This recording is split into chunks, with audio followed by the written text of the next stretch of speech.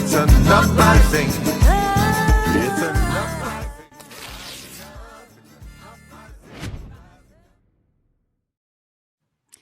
Hello, everybody, and welcome to the Green Live Stream. I'm your host, Edie Arndell, with my co-host, Mr. Scott Free. Hey, everyone.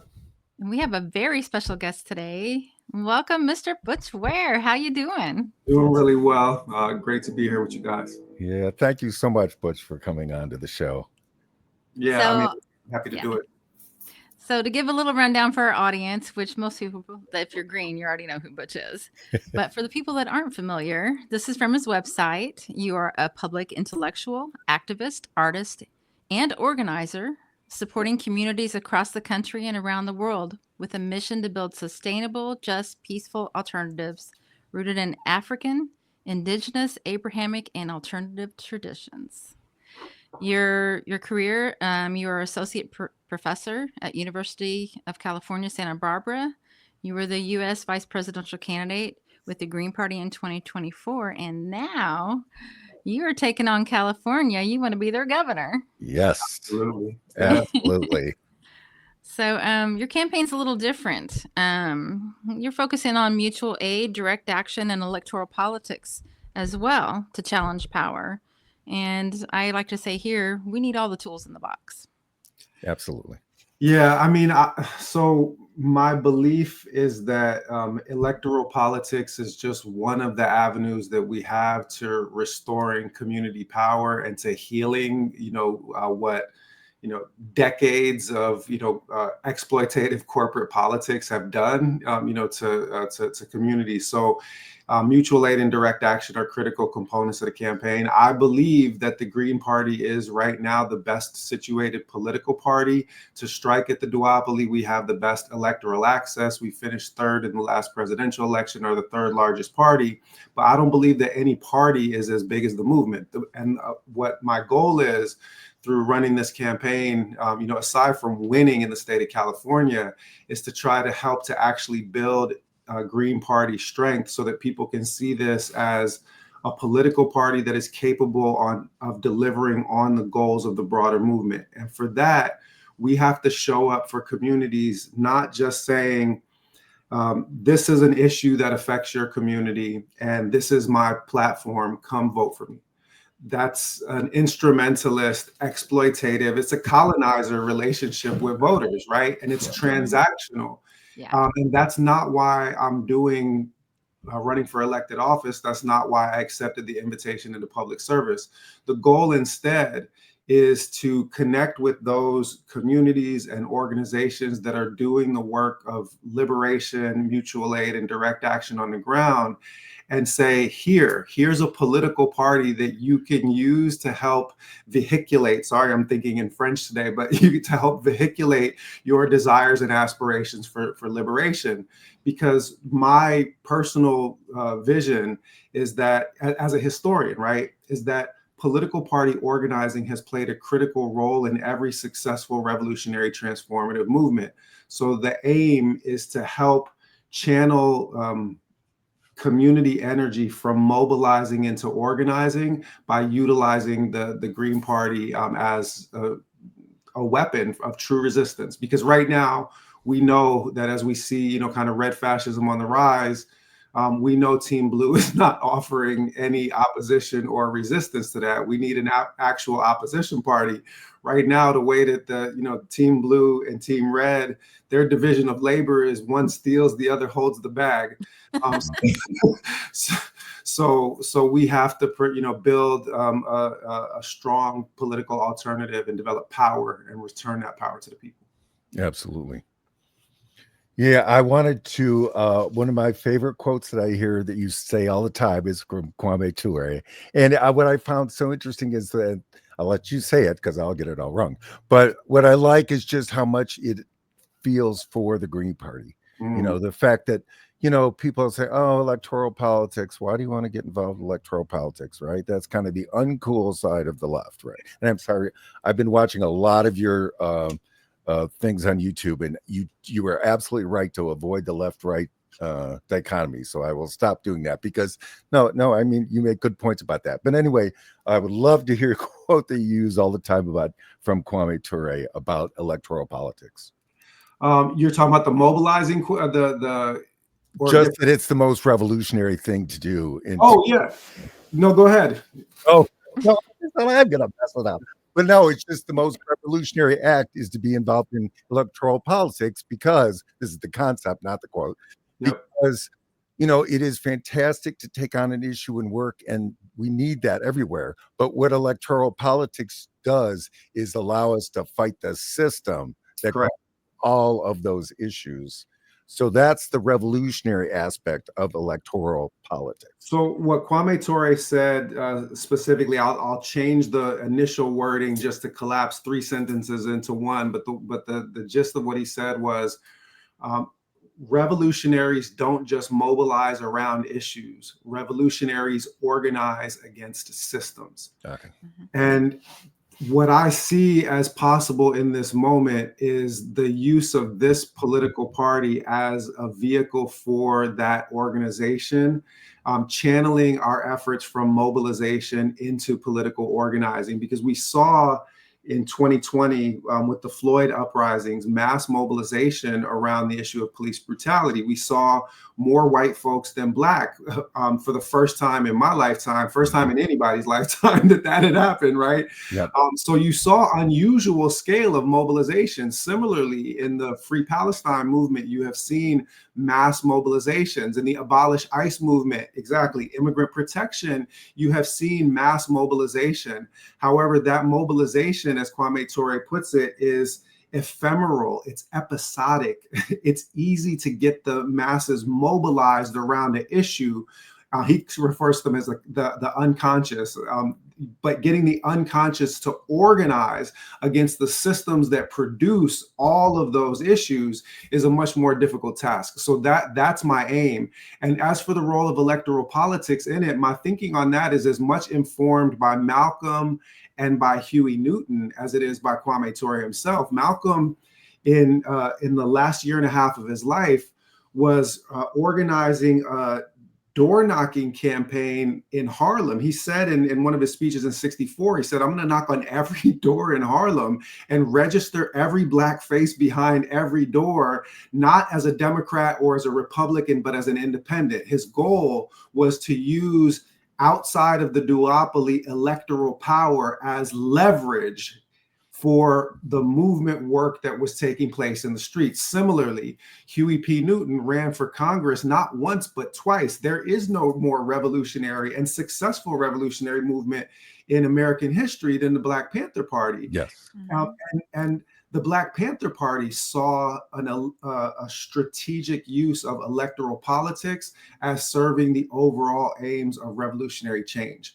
So as I assessed the state of play and the depth of corporate exploitation, the depth of escalation in police repression, the scaling up of the genocide and the imperial boomerang that was bringing back in the form of massive efforts to surveil and suppress political speech, we have to respond at scale as well.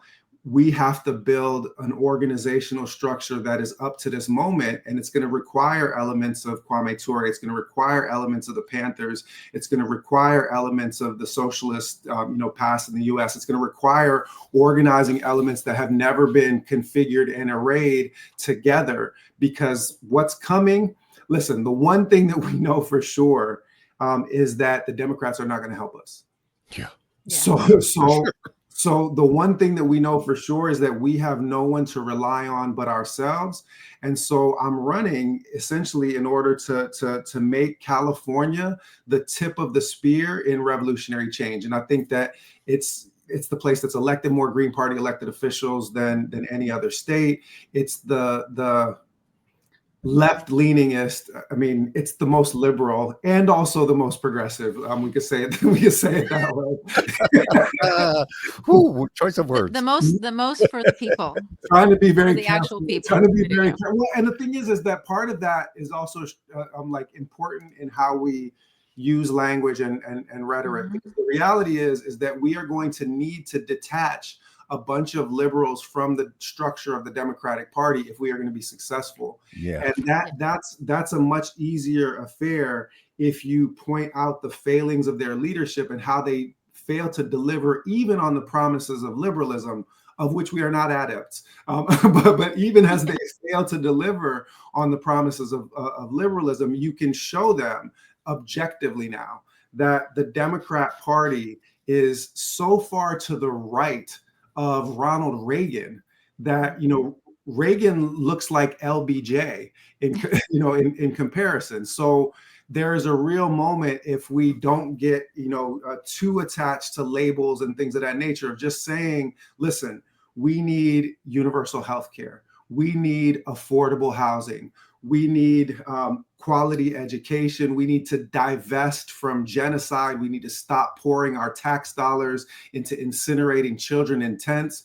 And if we stay focused on those issues, we're not just going to get traditional leftists. And we saw this in the 2024 campaign, is that in the last couple of polls that came out, there were as many registered Republicans that were crossing over to vote green as there were registered Democrats. And I am counting on making an appeal that does not obey the logic of blue v red. Right. Exactly. Absolutely. And we talked about on Saturday, the hands-off protests were put on by Indivisible. But if you go to their donate, it is Donate to Act Blue. That is the Democratic Party. Nancy Pelosi spoke in Scranton, wherever. I don't know. Right. But she spoke in Scranton.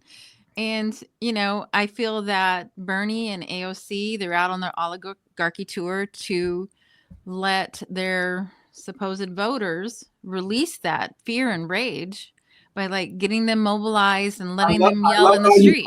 Their oligarchy tour. I love. Oh, I love what you did there.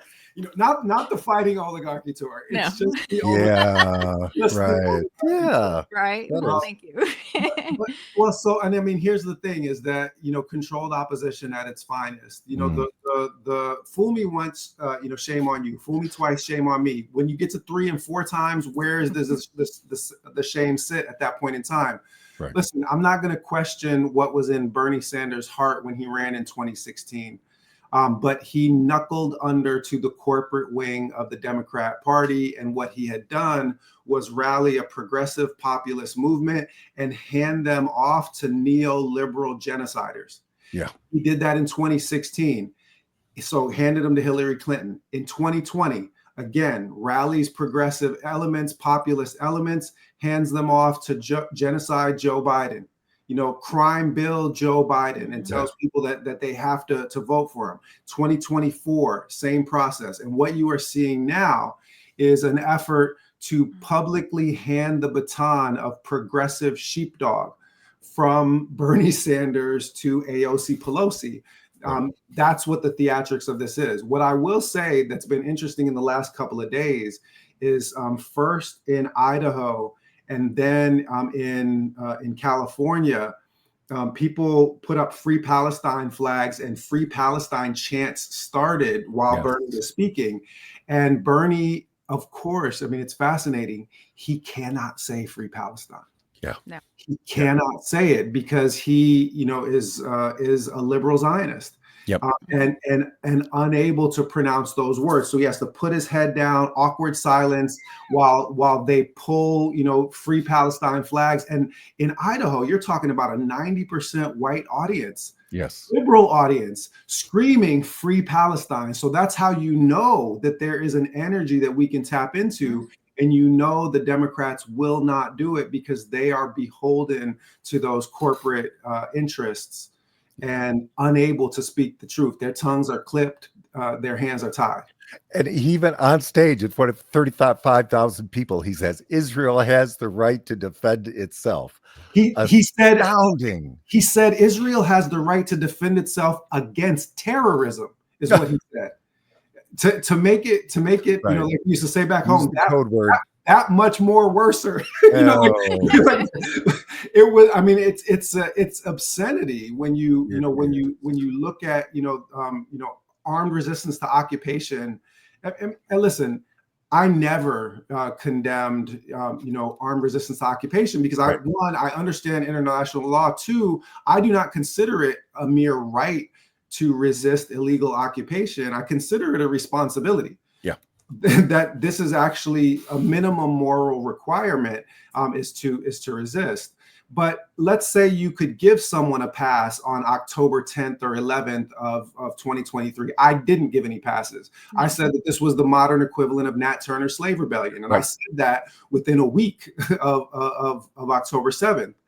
But if you were giving someone the benefit of the doubt, that benefit of doubt does not extend until April 2025, when Gaza has been reduced to ashes and a population has been decimated, when aid has been stopped, and children are starving, when snipers are shooting children in the back of the head, journalists in the back of the head. It is an act of utter moral depravity to say in those circumstances, Israel has the right to defend itself, because everyone knows that an occupying force has no right of self-defense against the people that it is occupying. And international law enshrines the right of occupied people to resist their occupiers, including armed resistance. Yep. So it is a bold-faced, filthy lie. It is Zionist BS. Yeah. From Zionist BS, Zionist Bernie Sanders. and that's his nickname for me from now on. There you go. Perfect. I'm calling it the Zionist BS and AOC Pelosi tour. Yeah. But now I'll borrow your line. It's the oligarchy tour. Oligarchy. You got to do the quotes. Yes. Yeah, I mean, Bernie chose his career over his revolution, and all of his ideals he stole from the Green Party. So Right. I finally found my way here. Yeah. And I wanted to talk to you about your fantastic speech that you have on your website about the extinction burst and how that relates to Palestine. I mean, the empire is crumbling, and that's when it gets worse. I kind of feel like we're kind of there. We're definitely there. I mean, I've said this, people that have heard me talk about my story. I was introduced to my personal faith tradition of Islam and to the Black radical tradition in the same night. I read the autobiography of Malcolm X cover to cover in one night. I had converted to Islam by the end of the week, and was, leading Pan-Africanist revolutionary reading groups by the time I was 17, 18 years old. I mean, these were kind of foundational pieces for me. So to return to that, to the topic of the speech that's on the website, and just, can you give me the cue back again? I had the extinction burst. Exactly. Yeah. Burst. Yeah. So across all faiths and philosophies, whether those of secular traditions or of metaphysical faith traditions that believe in afterlife, there's a single universal truth that is expressed in different ways across all of them. All empires fall. All empires fall. Nothing that is held by force is ever held. Empire is doomed. And so what we are witnessing is the end of a 5-century cycle of capitalist, white supremacist empire. Mm-hmm. The Spanish, then the Portuguese, then the Dutch, then the French, then the British, and after World War II, the United States of America. Yeah. And what we have operated in the United States of America since World War II, and especially since the attack on civil liberties post 9/11, is the single most dangerous instrument of surveillance and death dealing ever to exist in human history. Mm. That's what the United States government is at this point in time. And that sounds very dark and very gloomy. But I am convinced that, and it's not just me, like Richard Wolff, economist, and many, many others, have just outright stated this is the decline phase of American empire. There's a bunch of different metrics for it. Something like 80% of the globe's reserve currency was held in dollars as recently as the 1980s. That's down to 40%, according to some metrics now, right? All of the signs of imperial collapse and decay are upon us.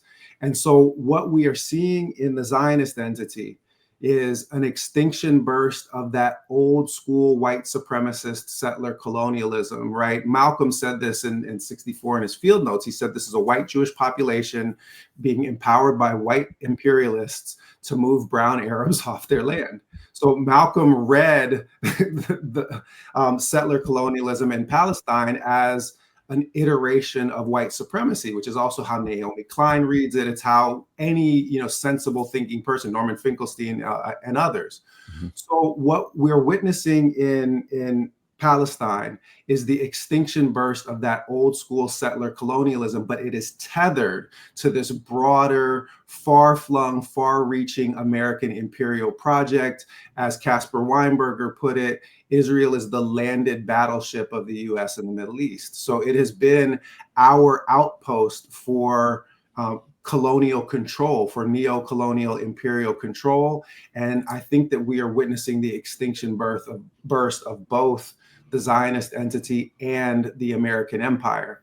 The argument that we made, and I'll try to be brief on this part, in the 2024 presidential campaign, and the argument that we're making as a party, I think, going forward, is that rather than desperately trying to cling to a dying empire and just continuing to throw our tax dollars onto a bonfire of our humanity and of our wealth, right? We're burning $1 trillion a year on the military industrial complex, and the benefits of that are going to a tiny handful of corporations. Yeah. That the American empire is doomed. Will the republic survive the fall of its empire? And the argument that we could is based on the idea that if you utilize those resources to fulfill the basic needs of the residents of the United States of America, instead of using them to try to exert full spectrum dominance, as they did call it, across the globe, then there's actually a chance that we can, build a United States of America that actually meets the needs of all of its residents, that undoes some of the wrongs of its past, that restores land back to indigenous Native Americans, that provides restorative justice, that provides reparations, that guarantees basic dignity and opportunity for work and healthcare and education and housing to all of the people of the United States of America. That's what we're trying to build. And it has to start somewhere. So why not Cali? Yes. Exactly. I mean, you get California, Illinois, and New York, the Dems are done. They're finished. To be honest, you get any one of those three and the Dems are done. I mean, if we break one governor's mansion, they're finished. If we break one Senate seat, they're finished. It's really that close. They're going to go the way of the Whigs, the Whig Party. In the 1850s. That's what's going to happen to the Democrats. Yeah. No, there's no doubt. Genocide has exposed them. I mean, this has been. I have to say, October 7th has been the most incredible educational experience for, I think, all of us. And I feel I'm still learning. Like, now we look back at Iraq and Iran and Syria and Libya, and we're coming to the realization that it was Zionism involved in all of that. I didn't know that as they were happening. And now we're kind of learning the big truth of what's been happening. And, it is true. We are collapsing, and, our government, along with Israel, we are combining in the collapse. Yeah, and I mean Germany is playing a pretty significant role. The United Kingdom, Australia, basically all of the former white supremacist colonizing empires, they're still on the same team. Yeah. Like we used to do back home. Their logic is this over this, right? That's their logic is white over brown, and so they're all playing on the same team. I mean, we've seen some signs from the Spanish government has done some important work. Of course, the Irish stay 10 toes down against imperialism. God bless them for it, because they got a taste of British imperialism before it was even racialized. So they know what this story is all about. But yeah, for the most part, it is a collusion between white supremacist colonizing powers, and the global South has made clear that they're finished with this project. Right? You've got BRICS, being established. The de-dollarization of the global economy is happening, whether people like it or not. In West Africa, where I did my PhD research, you've now had Senegal expelling the U.S. military, French military. You've got Niger, Mali, Burkina Faso under Ibrahim Traore, who are just opting out of the Western imperialist framework altogether. And certainly that the future is actually a post-imperial future. Yes, Absolutely. I did want to mention that there's also the aspect of the military recruiters being in our high schools, telling our young people a bunch of BS that you're going to get A, B, and C, and you get there and they just use you as cannon fodder. And a lot of those people have their lives ruined. I mean, that I've had that in my personal life with my son. It's hard to come back from being in a war, especially when the system doesn't allow you to heal. They look for excuses to push you out and deny you benefits, just like they do in the private sector. And I just learned that they fired 80,000 people from the VA. Right. Yeah. Yeah. Privatizing the VA. Yeah. So on that point, I've said this before, but I'll say it again here. We have entered the strip it down and sell it for parts stage of American empire. That's all that's taking place right now. They are cashing out everything that they can. With respect, to that, the exploitation of veterans. So I have two grandfathers that both served this country. One white, one black. Guess which side of the family is buried at Arlington National in Virginia? I don't have to guess. You don't have to guess. They both served this country. This country served them very differently in return. And I actually made an Instagram reel that I never posted during the campaign, where I was at Arlington National visiting the tomb of my grandmother on my mother's side. And what I said when I was walking between those headstones was, whatever you think of American empire, in World War II, those soldiers could be sure that they were fighting against evil, whether or not you knew if they were fighting for good. You follow me? I do. They were absolutely fighting against evil, even if you don't know for sure that they were fighting for good. Well, that was the last time that was true. In every subsequent military conflict, the United States of America has been manifestly on the side of colonialism and evil. It has been on the side of fighting against the people's rights for self-determination. That begins in Korea, extends through Vietnam, the assassination of Patrice Lumumba, the 80+ juntas and coups that have been staged across this planet in order to try to destabilize the globe to facilitate American extraction. That day is finished. And we have to have the courage to look to a better day that's beyond this one. And by the way, I'm infinitely hopeful, actually, in spite of the darkness that we are in, that humanity can outlast this sickness that is white supremacist capitalist empire. Like I actually think that we as a species are capable of better than this. And that if you just look, for example, at technological gains that have been made in the past couple of decades, if we had a different structure of organization to our economy and social life, and the goal was not to provide maximum profit for a small number of CEOs, but to provide maximum benefit for humanity, everyone would have everything that they need, and we would be working about 4 hours a day each. Well, just like the Jetsons, you know, Oh, there you go. The Jetsons was a That's our goal. promise that we kind of like reneged. You say Jetsons, I say Star Trek. It's fine. We're good. Oh, I'm a Star Trek person too, but yeah. Star Trek, the Earth was one planet, and people still had their individual identities. They spoke their own different languages, but people came and went, you know, from one part of this globe to another, and everybody's basic needs were met. Believe it or not, we have that capacity within our reach today. But it cannot be achieved with this kind of extractive, exploitative structuring of our political systems and our economic systems. And the United States of America could absolutely and utterly change the course of world history if it ceased being a force of evil in the world and became a force for good.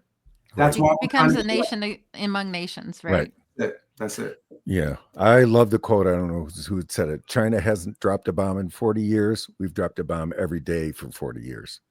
And that is that's the difference.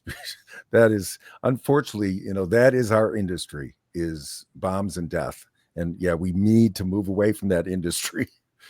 We have to. I'll tell you the moment that Jill had my interest in, that I knew that she was the real deal. And I got the call to run, as a VP candidate, literally 24 hours after I hosted an Instagram Live with her. And in that Instagram Live, I asked her, I said, look, we know you're down for Free Palestine. I checked you out with my, Palestinian American and Palestine-based activists, and they say that this is the best party platform for Palestinian liberation that's on the ballot. So I said, I'm not going to ask you about Palestine. I want to ask you about your overall vision for American foreign policy. And Jill looking at me through the phone screen, says, well, the goal is to dismantle the American empire. And I was like, okay, now we're talking. and I said, like, hello? Yeah, exactly. And I said to her, I said, yeah, you better hurry up and do it quick before somebody else does it for you. Yeah.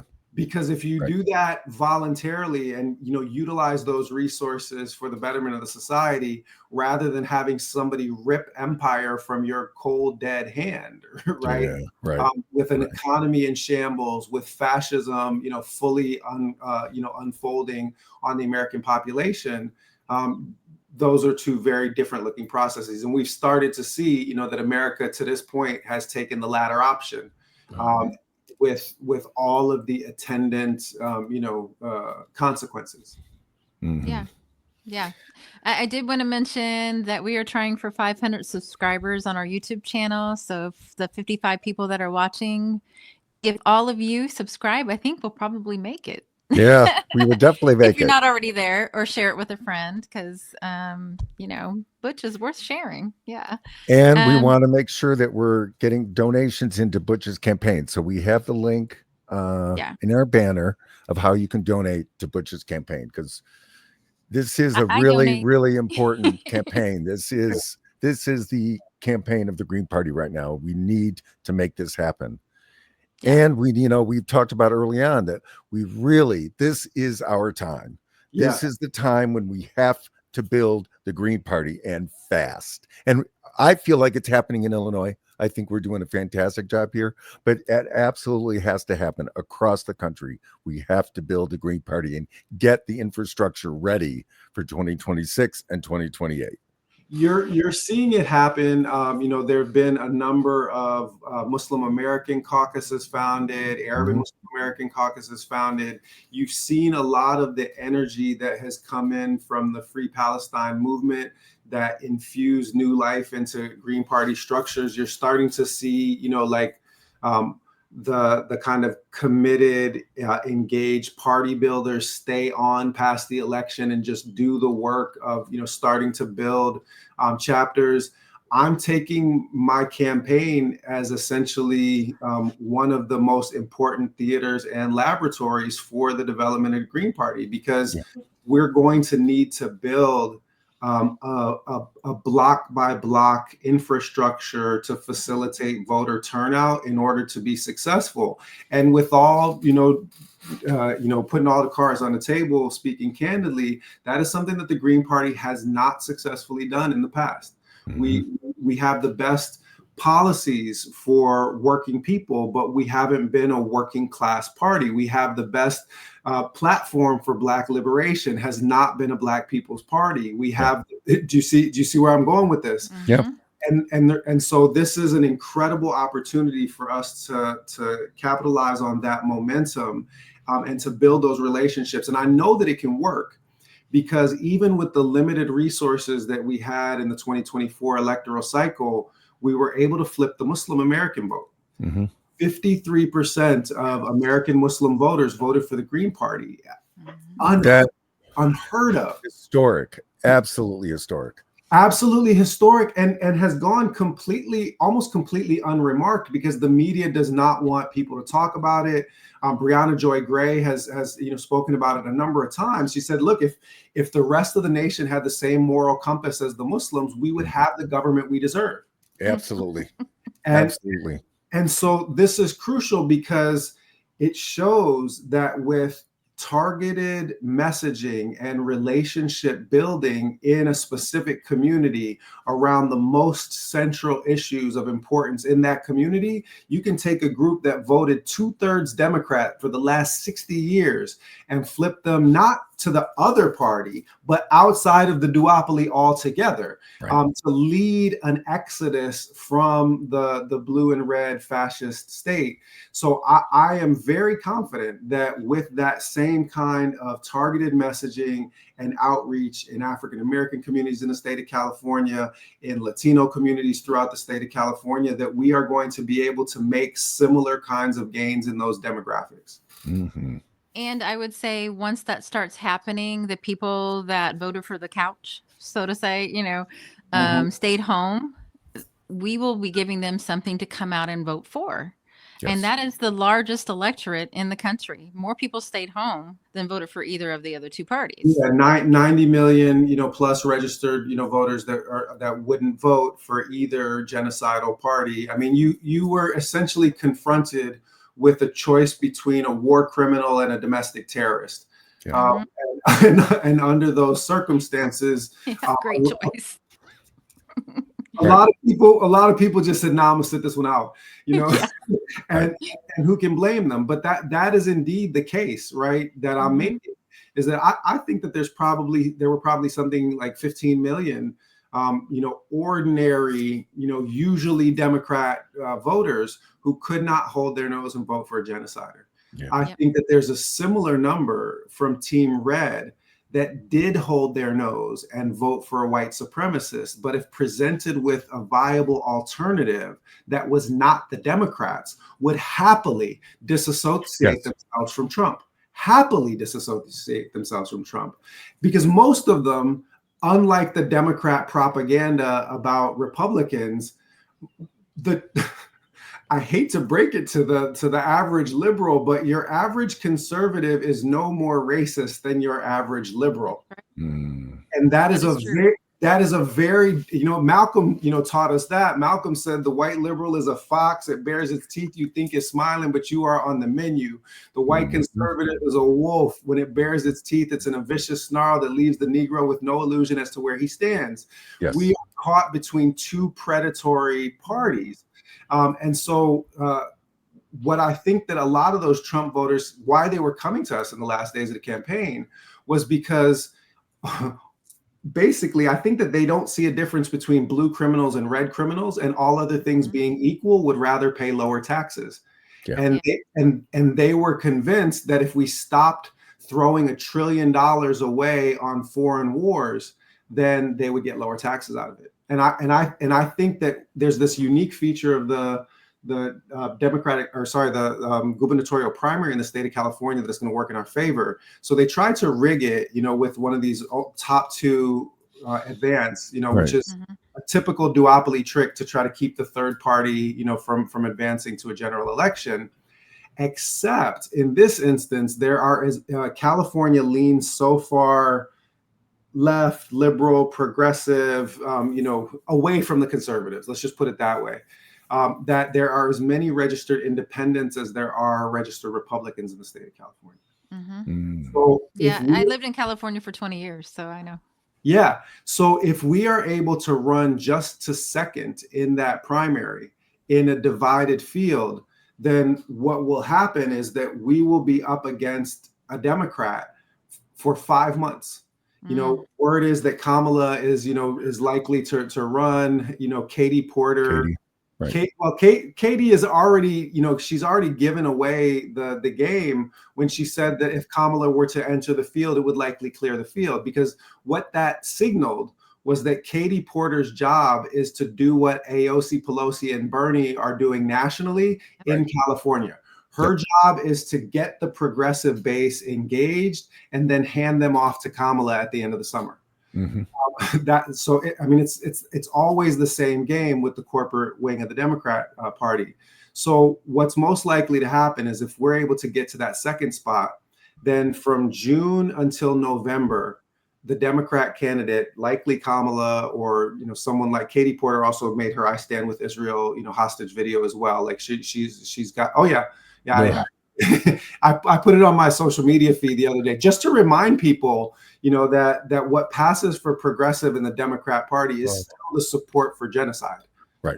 Do not allow yourself to be deluded on that fact. So what's going to happen if we're able to get to that second spot is that we're going to have 5 months of me beating the hell out of them on a debate stage, and that is going to activate not only those independents, but I'm counting on a lot of those Republicans coming over at that stage of the game too, when they see me kicking the crap out of corrupt Dems. Yes.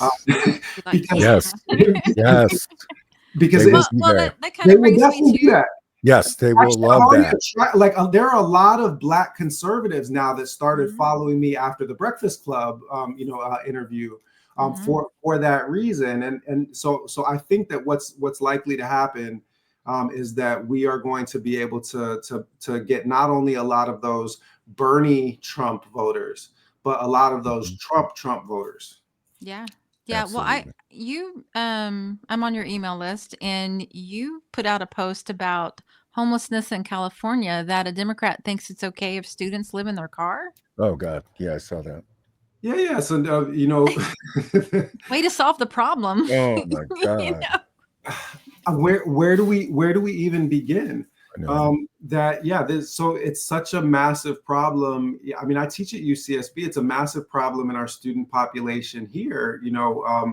Homelessness in the student population, and they're basically passing regulations that will basically make it legal for you to sleep in your car. So you are not going to be arrested for vagrancy like those regular homeless people. Yeah. You're going to be allowed to stay in your car. It's a privilege.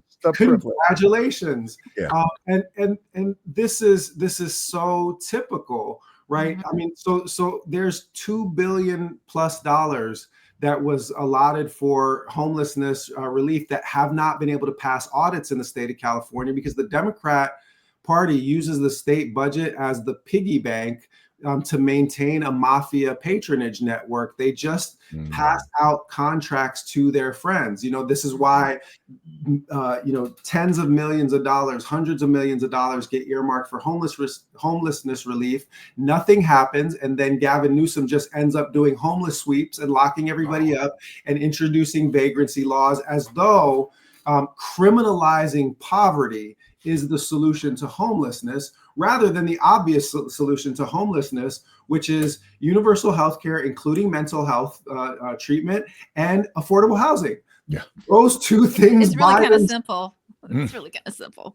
But the thing is there ain't no money in that for the corporations. And so therefore, there's no interest in that at the level of the Democrat Party. This is the way that they have, run their machinery in the state of California. And man, give me a clean shot at them, in ads and on debate stages where it's just a one-on-one contest between the Democrats and the Greens. We know how that can go, even without the kind of media apparatus. think it was Matt Gonzalez back in 2003, maybe, ran for mayor against Gavin Newsom in San Francisco, got 47% of the vote in that mayoral election. So almost ended Gavin Newsom before he started. That would have been great. We would have all been the better for that. But the point is that California absolutely can and will elect green elected officials if we run discipline campaigns, if we fundraise. I see you got the donation link in the feed. We don't take no corporate money, so people are going to have to kick into the kitty in order to get this done. The Muslim community has been a great source of funding, especially the suburban Muslim communities that tend to be well heeled when it comes to fundraising resources. But it's going to take all of us, because we're not taking a penny from corporations. We're not taking any PAC money. The good news is that the single donor donation limit for the California gubernatorial is $36K before the primary and $36K after it. So we're not dealing with the small amounts that people were limited to for the presidential campaign. And because of that, we've been able to raise good money so far. Good. Well, Excellent. and I would say to our audience and anyone that sees us in the future, if you want things to change, you have to do things differently. And this is the piece that's different because of the money. The money has corrupted both parties. They do not pay attention to what the people want. They owe their fealty to the donors 100%. and not the people. No. I also wanted to give you a tiny bit of history about me. I was one of the co-founders of the March for Medicare for All. Oh, okay. I talked to Sharif Snuggs in New York. We got on a Zoom and we just said, let's do some marches. He wanted to just do DC. I said, I live in San Diego, not traveling. So let's do like the Women's March and just have it everywhere across the country. And then it turned into 56 marches across the country. Sabby Sabs, I think she did Boston.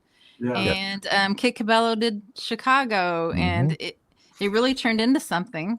I was in LA, but doing that plus working full time, I kind of had to like relax a little. So I just wrote in the following band.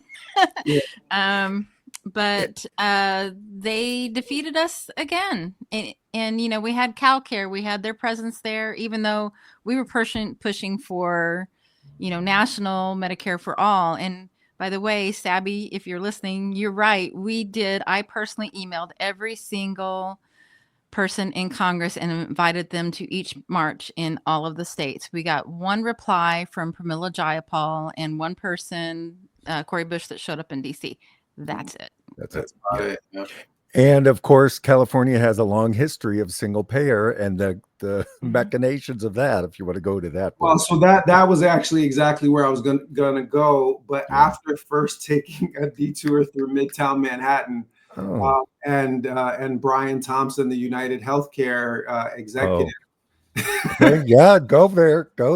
Being de-brained in Midtown, and the overall response of the American populace was, yeah.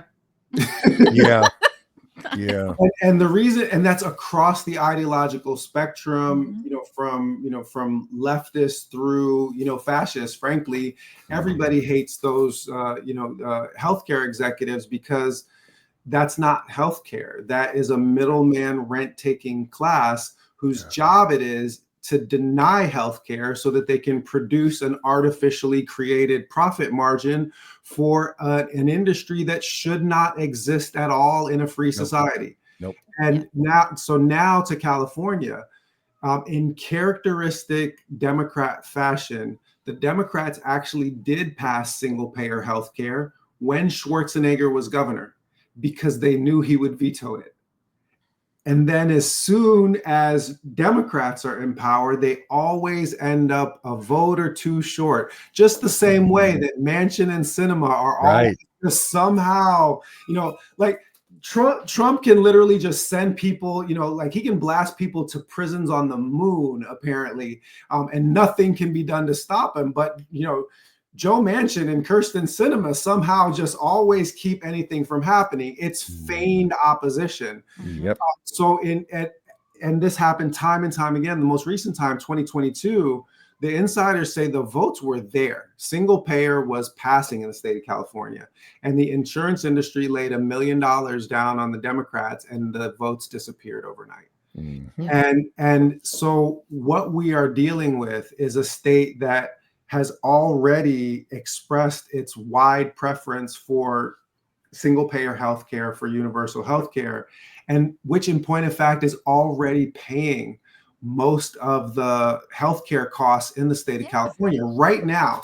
Under the current configuration, with all of the excess that goes to the insurance companies, taxpayers are still in this private insurance environment. Taxpayers are paying 70% of the healthcare costs in the state of California right now. 70 cents on every healthcare dollar is footed by the taxpayers. And I want you to put that number next to another one, which is that 30 cents on every healthcare dollar spent nationwide is spent on the insurance companies and the paperwork class that lies between the people in the service. So I'm no mathematician,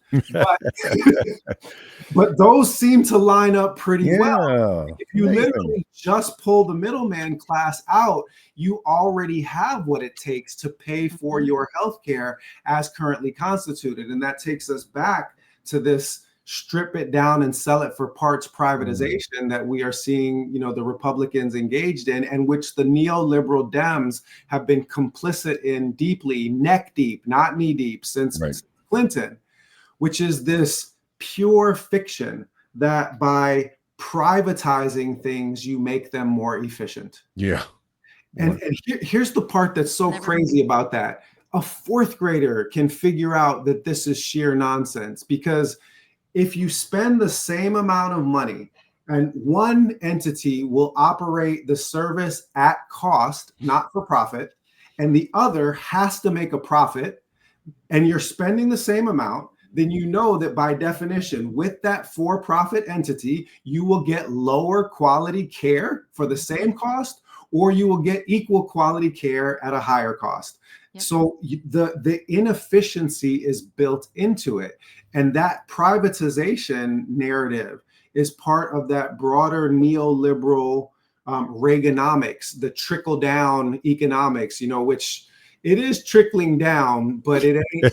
It's not prosperity. It's not prosperity. That's not what I feel. They used to call that, they piss on our heads and call it rain. Right. They used to call it rain. What a lot of people don't know about that trickle down economics is that the late 19th century, again, me being a nerd historian and everything, is that the late 19th century term for this. So first of all, it was widely ridiculed in economic circles, because everybody knows that when millionaires and billionaires get tax cuts, they don't invest in poor people, they just buy boats. That's number one. But it was actually called at the end of the 19th century horse and sparrow theory rather than trickle down. And the idea was that, so you stuff a horse with so many oats that its stomach can't digest them all, and it craps them out, and then the sparrows can come and feed on the feces. That about sums it up. Does it though? It really, they were way more creative back then. I got to say, way more creative. I mean, I will say, as a historian, 19th century English is language usage. Like when you read Frederick Douglass and stuff, it's like, man, these guys were really going in with the English language. Like they were doing it. But I mean, just look at that, right? Instead of just taking a small handful of oats and feeding the sparrows, you are, gorging these fat horses and, causing the rest of us to pick through the feces in order to get our basic needs met. And that's pretty much where we are, whether it's number one trickling down or number two that we gotta, pick through. It's all an outhouse. Yeah. Well, I would like to bring up two things. There's one book that kind of demonstrates that theory, Hugh Howey's Wool. I don't know if you've ever read that. It's science fiction, but it's about a silo. I think we made it into Silo on Apple TV, right? Yeah, the book is fantastic. Yeah, but it makes the hierarchy of our system real by stairs. They could have put elevators in, but they chose not to because they wanted it to be hard. And the other is an excellent movie that really drives it home. Not for the faint of heart. It's called The Platform. It is a Spanish movie. Okay. and it is about people that are in this prison. And when, either on your own, like some people volunteer to do it, which I don't quite get, but I guess they're tired of life. I don't know. But you get to say what you like to eat when you check in. And the platform starts out at the top and people gorging themselves, and the people on the bottom starve to death. And you never know where you're going to wake up, if you're going to be at the top or down at the bottom or in the middle. Yeah, it's Dark. it's an excellent representation of the capitalist system. Yeah, right. So Absolutely. good. I'm such a fan of books and theater, like, and movies. Yeah, and I mean, if we want to bring it back to California in a similar, vein, the late great Octavia Butler, her works of fiction, were incredibly powerful. Representations. Parable of the Sower, basically talks about, the environmental breakdown, the collapse of society, armed bands essentially responsible for self-defense. All she did, was look at the current course and rate of speed and tell us where we're headed. I will say this, that I mentioned in a few different venues that, practicing Muslim, converted at age 15. And I find a lot of inspiration in the Quran. The Quran, as a document, never issues a warning without issuing a similar glad tiding. It's always trying to balance hope with a clear-eyed assessment of the risks of the situation. Yeah. Right? Lest people get plunged into despair. And so the word of hope and the glad tiding that I would offer is that, as Malcolm put it, we are not outnumbered, we are out-organized. Yeah. We actually have all of the people and all of the resources that are necessary to set this situation aright. We simply have to actually take the organizing action and build the structures that will allow us to have the power that is needed to resist. And that's what the political party organizing is for. It's for us to develop that real power and to build a new kind of community and coalition, one that has not yet existed, frankly, in the history of the United States. So our work is not going to be easy. But it is absolutely possible. People have engineered successful revolutionary movements with so much less than what we have. The problem is that many of us have internalized our oppressors' estimation of our capacities. We believe that the empire is unbeatable, as opposed to believing that the fall of the empire is inevitable. Yes. And so another one of Malcolm's, great lines was he said, never let your, so this was again about being outnumbered. He said, never let your enemy tell you how many of you there are. And then he continued, never let the man that you are against form your opinions for you. Yeah. They're projecting this image that resistance is futile. But if resistance were futile, they would not be so desperate and sending all of these cops and deporting students. They know how fragile it is. Yes. They know that the people united will topple these tyrants. And I see you saw that Star Trek reference there. I did. I'm a huge Picard fan. Love him. I've watched that entire series many, many times. So. Yeah, I've watched it at least a couple of times myself. Yeah. Well, then I'm going to call out to everybody watching, and we're not going to say how many numbers there are, but I want everybody, please get involved in your Green Party, whatever state you're in. Check the website, reach out us here in Illinois Green Party, ilgp.org is our website. And yeah, that's what's important. And this is the time, I said that before, but we need to get active and we need organization. We need people communicating Green Party's ideas, put us out there, get us out in the ether, make sure that you're sharing things and letting people know. We have conversations all the time about how we are changing people's minds, hearts and minds, right? That's what it's about. And, wherever you are, if you are somebody that is committed to making organizational systemic change, consider running for office, consider running for a state office, consider running for a local office. We need to, one of the best ways to kind of galvanize energy is around a concrete electoral aim. Organizing can be diffuse and feel not as urgent when there's not a timeline associated with the organizing.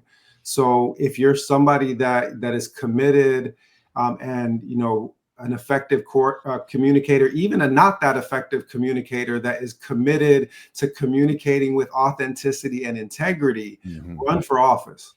Yeah, absolutely. We did have a question here. Okay. Yeah, a couple of comments. Amanda Marie Brinkley from Peoria, but I live in North Carolina and I grew up in Indiana. She's got this question. Could volunteers be writing laws now, or is that something that happens in the Green Party?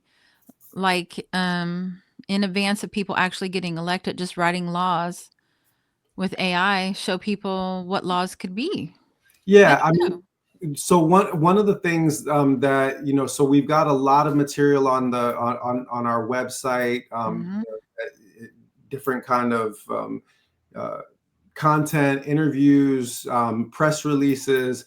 The place that the next week is going to see the most movement on the website is in detailed policy positions on a series of concrete issues in the state of California. Yeah. So the way that I would answer that question is that we can absolutely be articulating the vision of the policies that we want to enact and laying those out with detail, being ready to talk to folks about that in a language that they can understand, whether you're talking to inner city constituencies in LA or rural constituencies here in Santa Barbara County. So that's something that we need to do, and all of us should be doing. We should be making the Green Party platform accessible to people across municipalities and states across the country. If I want to add just quickly, if bill writing is your thing, go for it. I actually wrote a bill. It was to try to help condo homeowners in Chicago against the process of deconversion. I was working with a Democrat, Feigenholz is her name, and it didn't go well because she was, working for the real estate interests. But my point is just, yes, absolutely. Whatever your strength is, bring that strength. Because, certainly the Green Party needs every type of talent that is out there. And please. And I think the most important thing is to make a contact with someone in the Green Party and get started to be involved. 100%. Yeah. And if you don't see it, create it. That's what I would say. Because that's what I did when I joined. I've been here like 7-8 months, and Scott and I working together created lots of things. So we're at time. I will say, please go check out Butch Ware's site. It's butchwareforgov.com. And you have an event on Sunday coming up that's virtual, I believe. I've got so many events coming up. Yeah, I know. I just saw that one. In person it's all on the website. Oh, you're at like a car wash or something, right? Oh, yeah. In 2 weeks in Oakland. Yeah. We've got a whole Bay Area, visit set up, over 4 days. We'll be in, Oakland and Palo Alto. We'll be all over the place. If you're in the Bay Area, come see us the weekend of the May 2nd to May 5th. The website, we keep people, updated. I'll just say, if you're not in a position to donate, volunteer. We've had, I think, close to 500 volunteers now registered through the website. We've got a volunteer coordinator who is literally like doing intake interviews with all of the new volunteers to put them in the place where they can best, serve. You do not have to be in the state of California to help this campaign. So if that's something that you're called to do, jump in and do it. Yes. Yeah. Alexandria says, amen. No excuses not to do something to help. I'm 27 and unemployed, but I'm still running because I know in my heart our cause is what's good. Yes. And Alexandria is running in District 10 in Illinois, so we are excited to start working on her campaign. I'll tell you what, let's get a visit scheduled to Illinois. We'll come through and we'll promote your campaign. Yes. Oh my God. Yes. Yeah. Absolutely. So Well, we'll wrap it up because I know your time is valuable. And if you can hang on for just a second, we have a quick question for you. But I just want to thank everybody for being here. Please like, subscribe, and share this. We've got 98 people watching. That's amazing. And maybe we can get to our 500 goal Yes. today. Oh, And we just thanks hit 100. everyone for coming my in gosh, and spending time with Butch. Thank you so much, Butch. This has been fantastic. It was my pleasure, guys. Thank you. Thank you. Okay. See you guys on Saturday. Bye-bye. Yeah. An uprising, we're rising up. It's an uprising, we're rising up. It's an uprising. Fight the power. It's an uprising. Fight the power.